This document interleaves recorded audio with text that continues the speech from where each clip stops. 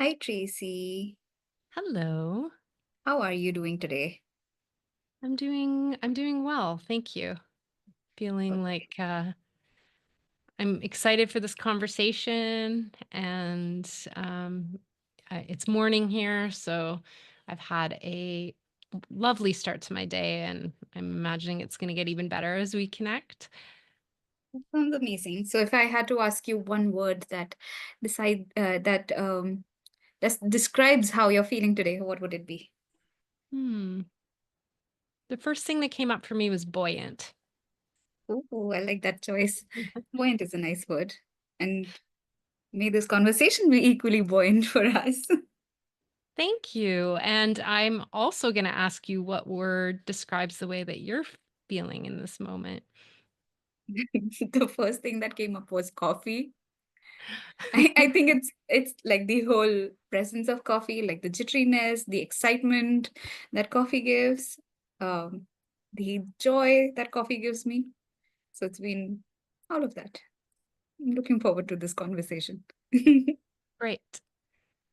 So today we come here because we wanted to talk about a lot of things that we were discussing before this conversation started recording, and meditation, the word that scares the world, including me to some extent. Um, but you are a certified meditation trainer, if that's correct. That's a correct way of putting it. Along with being a Coacharya trainer and being a facilitator of coaching. Um, what are your thoughts and what does meditation mean to you? Mm. Well, meditation used to scare me too. I avoided it for most of my life. So it wasn't until about 10 years ago, no, even less, maybe 8 years ago now that I started meditating. I was in my later, mid to late 40s. And I had a teacher, a yoga teacher. I showed up for a yoga class and no one else showed up. And she said, "I feel like meditating." And I said, "I don't meditate. I don't like meditating." And she said, "Good. That's a really good opportunity for you to do that then." And she kind of forced me into it. I don't know if it's something I would do to somebody else, but I'm grateful that she did because that was my first meditation. I found it incredibly different and difficult. It was about 30 minutes or so. So that's like a really long time for someone that's never meditated before to be forced to stay and quiet and with their own thoughts. Like my brain was screaming, my everything was um not happy. But I survived it, and it made me a little bit less afraid of it so that the next time I had the opportunity, which was a different teacher, a different yoga teacher who started ha holding free meditations. I think it was before our yoga classes at that point in time. I thought, okay, I'm going to do this. These were meditations for peace. It was at a time that there was conflict where I was living. And so it was also something outside of me that inspired me to start. And I think that makes a big difference. Sometimes we are more courageous when we realize that our courage is going to serve someone else, um, over being courageous when we need to be for ourselves. And that could be a whole other interview that we can talk about.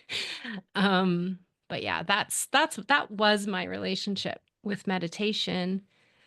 And I'm going to flip this back to you and ask you a question, if that's okay. What is it that scares you about meditation? That's a good question.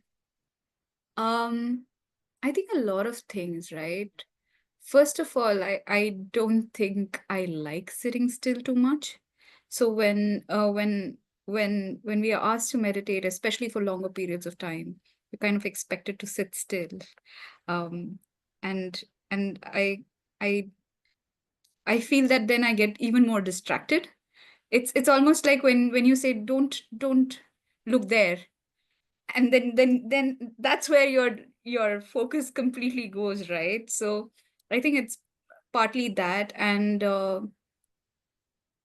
it's also all the racing thoughts come in, right? Like everything will come in when you're trying to sit still, and focusing on that breath becomes even more harder.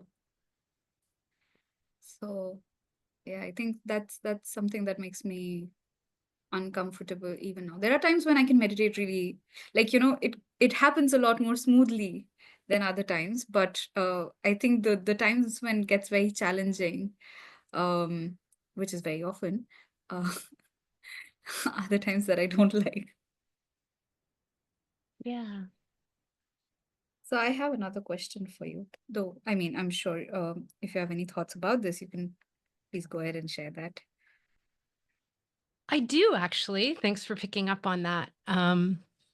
Because you shared a few things here, and what you've shared is I want to acknowledge that it's, of course, unique to you. And then also, we all have shared experiences as humans. And it's something that I can resonate with because it's similar to how I felt when I first began meditating and how I sometimes still feel now.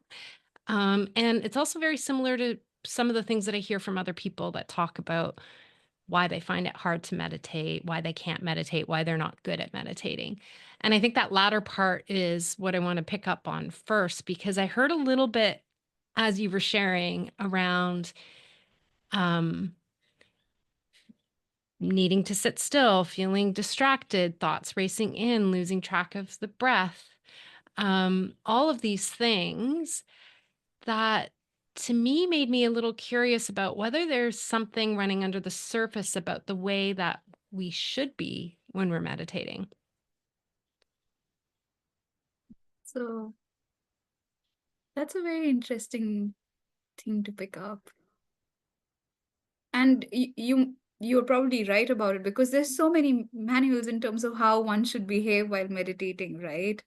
Uh, or the ideal person, when you look at, when you start meditating, are monks, and they're so amazing at them, right? You think that we need to be like them. Uh, Probably that's not how it should be.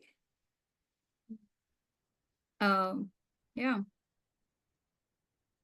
So what is there a manual? Is there a manual that we need to be following when we are meditating?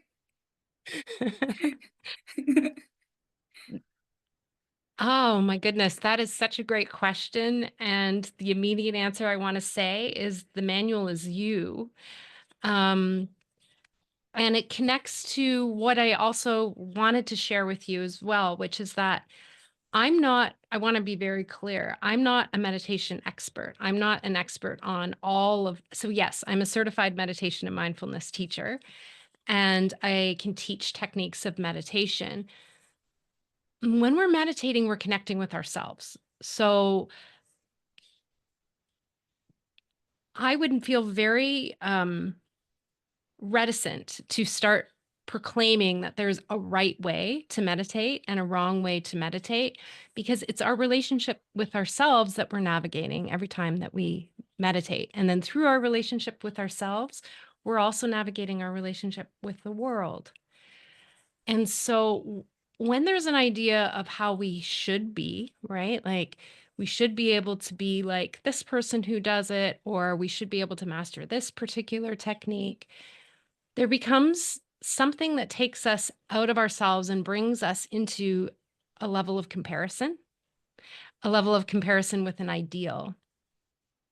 Whereas the point of meditation, if there is any point to it at all, and some argue that, like meditation should be pointless, right? Meditation, Ram talks about it being mindless. Um, and I realize I'm on a little bit of a tangent here. I really want to distinguish the idea between ego and thoughts. So it's our egos that tell us that we need to be like, and we all have egos, right? Even the monks out there have egos. They wouldn't, in fact, unless you're actually living in a cave by yourself, right? Without any need to depend on anyone else, you're going to have an ego, because our egos allow us to survive out in the world, right? They give us that sense of of even being able to like even relating to others, right? There's a sense of connectedness, yes, but also a sense of separation. Like if we weren't able to distinguish that someone else's feelings, even though we can empathize with them, belong to them, right? We would be so caught up, we would be so enmeshed with another person and everything that they're going through. So our ego does serve a purpose, and this isn't about shaming the ego, but the ego is what tells us we need to be this certain way, we should be this certain way. Um, this is how somebody else does it. This is how it should happen. There must be a manual, all of these things, because there's a need to do something well, as opposed to just doing something. And with meditation, if we can be in the moment and see that it's about being in the moment, that's the purpose. So it's not about, as soon as we start thinking, I shouldn't have these thoughts, we're coming out of the moment into being someplace else that has been dictated by what our past has told us should be happening.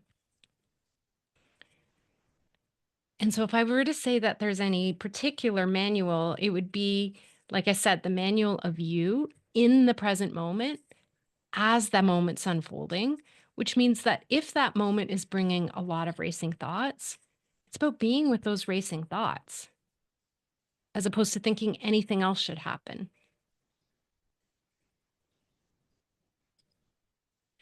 That's very interesting. The two things that came up for me when you were talking uh was one, it's like journaling but without any writing material, right? Because you can't go right and wrong when you're journaling about your thoughts. Um, and there's no real manual there as well. It's just being able to put pen to paper and pour it all out. Probably meditation is very similar, just being in the moment, just being able to process everything that's going on inside of you without putting any labels on it. Am I close in any way? Your your summary is so beautiful. Like I feel like you just said it better than I ever could have because you brought it to the idea of journaling. Journaling is very similar to that, right? Like if again, some people feel like, okay, journaling should follow the structure and blah, blah, blah. But like, if we can just sit and write out every single thought that we have, that is a form of meditation right there. It's an act of meditation because we're writing. We can do the same thing when we sit and notice our thoughts. Because if we're in a thought, so let's say, and this happens to me when I'm meditating. I've been meditating regularly for, as I said, it's been a number of years now. And I still find my thoughts racing. And when I find my thoughts racing, I'll notice, okay, so I'm thinking about my day. What's driving my thinking about the day? Why am I thinking about the day? What's going on with me? And so all of these thoughts spiral and spiral and spiral. And it's because I'm in them, right? So like I'm in one thought and I want to get away from that thought. So I'm going to the next thought and I want to get away from that thought. So I'm going to the next thought. And when I can actually just sit and observe those thoughts. So, like, okay, there's a lot of thoughts happening. What am I thinking? And then just come back to the noticing of the thoughts every time when I start getting into it, because it's when that thought sort of drifts us away, where we're like, okay, I have a lot to do today. So, what am I going to do first? And then, it jumps from one to the other to the other. And when you can actually stay with your thoughts and kind of like pull back a little bit and observing them, they're very similar in some ways, which we'll talk about, to our emotions in that they rise and they fall. They kind of come out of nowhere and they fall into nowhere. Or our dreams. Like, you ever notice that when you dream, all of a sudden you're in the middle of that dream. You don't know how it started. And then all of a sudden you're no longer in that dream and you're in the next one. And it's similar to a thought. It's like there's no start point or end point. It just appears and then it disappears. And then you're in the next one and that appears and it disappears. And when we can notice that, our thoughts don't have the same amount of power over us because we see that they're constantly changing. And anything that's constantly changing can't be a fixed truth because it's only present in that one moment that we're noticing it. Almost like waves of the ocean or the sea. Mm, that's very deep, is what I can think of. That especially the examples that you gave, right? Like, because I could visualize, I could really relate to the dream aspect of it. I mean, I can't remember the last time I remember a dream starting right from the beginning and ending right at the end. So uh, that's a lovely example. But then another question popped up for me. Mhm.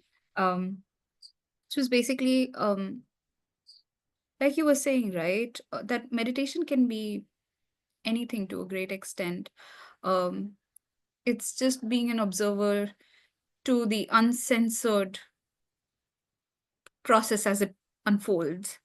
Um, so for someone who's probably not ready for actually sitting down and meditating the conventional way, what are some of the other techniques or ways they could probably practice meditation?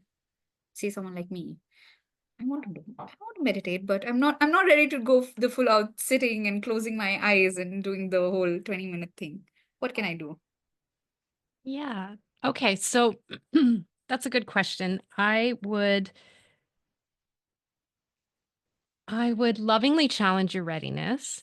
Um, but I would also acknowledge that it doesn't need to be 20 minutes. So, and I'll use again, when I'm not a perfect meditator. I'm not a perfect person. And there's times when I slip out of my right meditation habit. Life gets whatever. I make the excuses about what life is demanding of me, and I stop doing it. And then I start noticing a lot of areas sliding, which we'll talk about. And when I come back to it knowing, okay, maybe today it's just 5 minutes that I sit. And I start from there. 5 minutes, 10 minutes. And um, and most of the time now when I meditate, in fact, I would say yeah, most of the time, it's very rare that I set a timer. So I sit and I meditate, and sometimes it'll be 10 minutes, sometimes it'll be 40 minutes. It's whatever is coming up for me in that moment. So a lot of the benefits of meditation for me, and again, I'm going to use myself as an example, is it's really helped me get out of my comfort zone because we naturally want to avoid things that are uncomfortable, right? When we avoid things that are uncomfortable, we limit our growth. We limit our ability to be there with other people that make us uncomfortable. And we can talk about that in relationship to, yeah, communication, coaching, all of those things. And we also limit our ability to be able to like navigate challenges in our lives, which are inevitably going to come up, right? Like life is uncertain. We want it to be certain. It's not certain. Our egos are craving that certainty. Life, like you said, it's like the waves of the ocean. And, one day it might be calm and the next day there might be a tsunami. And we have no way of predicting or controlling that. So the more that we can be okay to be in discomfort, the more that we can deal with the ebbs and flows of life because we recognize that they will pass and we can be with them in the moment instead of being so tense thinking, I wish this was over. I want things to go back to the way they were, or I want things to go to the way I need them to be. Right. So I would invite you or anyone else that I was talking to around meditation to challenge that idea of I'm not ready to, um, and start actually embracing that discomfort a little bit, um, but make it manageable. So maybe it's like, again, 2 minutes, 5 minutes, 7 minutes. And I'll also invite you to consider, is the discomfort coming from the busyness in that moment? Or is it becoming from the idea that it shouldn't be busy for you, that there shouldn't be distractions, that there shouldn't be racing thoughts, and maybe seeing around what happens there? And then finally, I'll get to what you asked me, which is that, yes, there are also other ways that you can do that. So I talked about journaling as being an option. There's walking meditations that you can do. So you could, and that's a very slow moving process where you feel your feet on the ground, you feel the heel lift, you feel the body move forward, you feel it basically being placed and lifted, and you just feel the whole body in motion. You do it incredibly slowly. And then you notice the thoughts and the feelings and all the things that are coming up there as well. Um, there's also other types of meditation where you feel your body, you do body scans, you feel your emotions as they're arising. We don't need to use the breath as the anchor in meditation. Sometimes that's very uncomfortable for people that tend to be more anxious. I tend to be anxious by nature. So if we're noticing the breath and the breath is coming very quickly, that can be a bit triggering for us, right? So then instead, even if we're in a sitting meditation, we feel our feet on the ground, we feel our bottom where it's placed. We maybe do something with the hands and we feel them, and that helps anchor us so that we have a safe place to go to when the discomfort feels like it's maybe a little bit too much. Um, and then there's eating meditation. So that's something that I'm working with now. It is one of the hardest ones for me. And that is, again, eating very slowly. We're not doing anything else. Like when I was in Vipassana, we would take our meals staring at a wall. We weren't looking at each other. We were looking at a wall. It wasn't a pretty wall. And it was just plain. And you notice every bite of the food. You notice the texture, you notice the taste, you notice the way it feels going into your body. Um, and the one thing that I'll share is that I've tried many of these things and none of them have been comfortable because they require us to be in the moment as it is. And when that moment is uncomfortable, it requires us to be with that uncomfortable moment as well.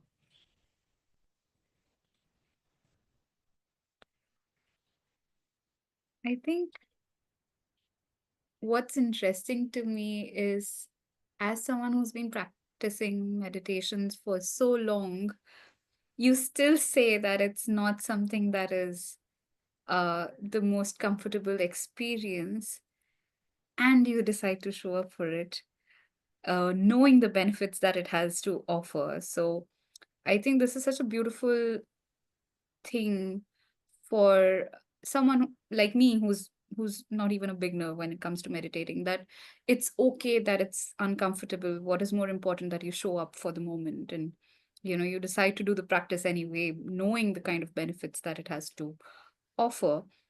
And I think that would lead me to my next question for you, which is, um how do you think, because I believe you started meditating before you got into coaching, right? How do you think that has helped you become the coach that you are? Or how can it help anyone else who's in the coaching space as well? Mhm. Well, I did. I got into meditating before I started coaching, and it kind of happened fairly. It was all kind of happening around the same time, but I did get into meditation first, and only a few months before. And I was really passionate about the difference that it was making in my life. And then when I looked at coach training institutions, um, particularly the North American based ones, they were all very much around, it was very cut and dry, right? Around coaching. And so what drew me to Coacharya was actually the connection to spirituality, the connection to meditation, the connection with those things. And I hadn't actually really realized before how connected they are, right? Like presence and awareness as a part of coaching. Whereas a lot of the other schools were just talking about tools and techniques and skills and all of these like hard, sort of very action oriented, masculine type qualities, right? And so, yes, I'll answer your question. How does meditation help with that? Well, what I said, right? Like if we think about it, look at the ICF core competencies. We start with ethical practice, right? Ethical practice is about client centricity. Client centricity is about holding other people in let's try that again. Client centricity is about holding other people in unconditional positive regard. How do we hold people in unconditional positive regard? We need to have an open heart. What does meditation help us with? Opening up our heart space. Then we look at embodying a coaching mindset. So even that whole first word there, embodying, when we meditate, and again, I'm going to come around to this at the end, but like I'm really passionate about meditation being an embodied experience. So it's not just about the breath. It's not about breath control. It's not about thought control. It's about being with what's in the moment, which includes our bodies. It includes the way that our bodies are responding to things.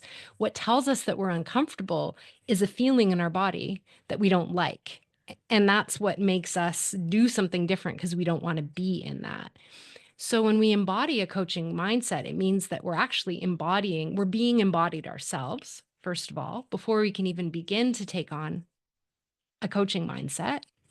And it also talks about that coaching mindset being open and flexible.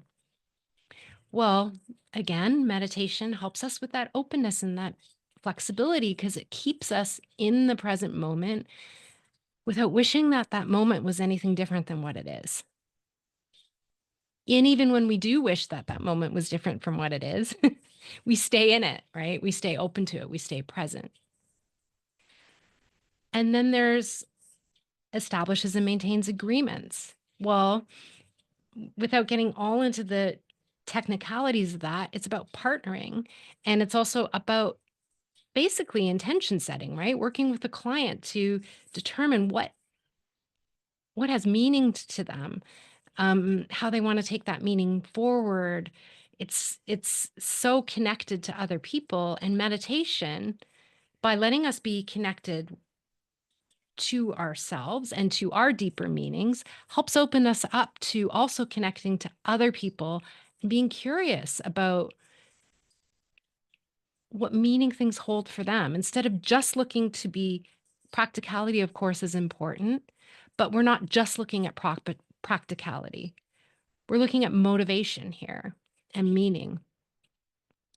And then the other ones that are fairly maybe more obvious, but like trust and safety and presence and listening, right?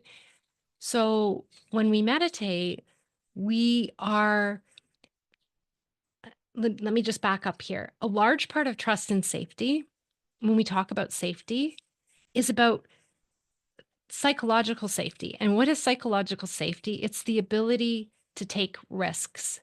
So again, when we meditate, when we take the risk, when we come out of our comfort zones and stay present and get more okay with navigating that, we're never going to be comfortable with it.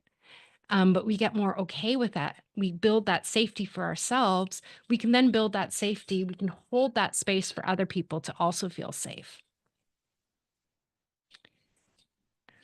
Presence, I think, is a fairly evident one, right? Like if we want to maintain presence with another person, we have to be present to what's happening with ourselves.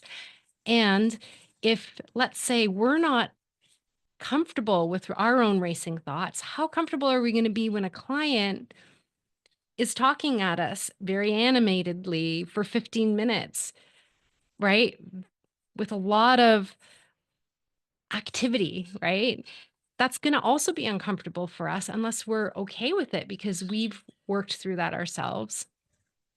If a client is feeling a really strong emotion, we need to be able to manage that emotion, be confident in the with that emotion without allowing it to impact us. And again, that comes down to meditation as an act of maintaining that presence with ourselves and our own emotions and being able to be resilient with them. And then listening. And I know I'm going on, but listening again is all around listening to others, yes, in the coaching space, but how can we listen to others if we don't listen to ourselves? Right? What comes in the way of us being able to listen to other people are when our opinions, our thoughts, and our feelings are getting in the way. Well, if we're not able to sit with those opinions and thoughts and feelings and recognize them for what they are, then we're not going to be able to be open to listening to somebody else. And then evoking awareness, of course. So if we look at evoking awareness, the first three markers of, or the first four markers of evoking awareness are all around thoughts and feelings, right? 7.1 is around asking questions about the client's current way of thinking and feeling. Well, if we want to hold that space for another person to ask questions about the way that they're thinking, right? The power of that is that it gives them a chance to see their own thinking. And in order for us as coaches to recognize the power of that, we also need to be able to sit with our own thinking, to explore our own thoughts and our own feelings. And then 2, 3, and 4 around moving beyond those to new and expanded ways of thinking and feeling, which again is something that being in the present allows us to do because then we're able to see other opportunities. When we need new and expanded ways of thinking and feeling, we need to divorce the past and what's happened already, right? And look at the possibilities of what could happen if we open up the way we think and feel. And then finally, facilitating client growth, which is like the last competency, which is all around, of course, growth and transforming learning into growth and all of those things, but it's also about promoting the client autonomy. That's another really important aspect of that competency. And when we had a webinar about this recently, one of the facilitators brought in the fact that we need to be good with our own autonomy in order to promote another person's autonomy. And that again brings me back to being able to be good with ourselves, being able to sit in our own stew in our own juices, and not relying on something else to fix that, somebody else to fix that, the future moment to fix that, some sort of escape mechanisms to fix that, just to be okay with what is happening and take full responsibility for how we're responding to the moment. And only by taking full responsibility for ourselves can we hold a space where clients can begin to take also full responsibility for the actions that they need to take in order to meet the intentions that they've set at the beginning of the session. Wow. I mean, I think I am seeing meditation and coaching in a completely new light today. Um, Especially the kind of connections that you've made between how, uh, first of all, meditation helps you connect better with yourself. Kind of, it helps you see yourself and sit with the discomfort, um, accept yourself, and how then taking that becomes easier for, like, to another person. Creating that space becomes easier for another person because you've already done the work on yourself. You've already faced those challenges for yourself, and it makes it easier for you to then open up that space for another person or a group of people when you're doing like team coaching or something like that. This is so interesting.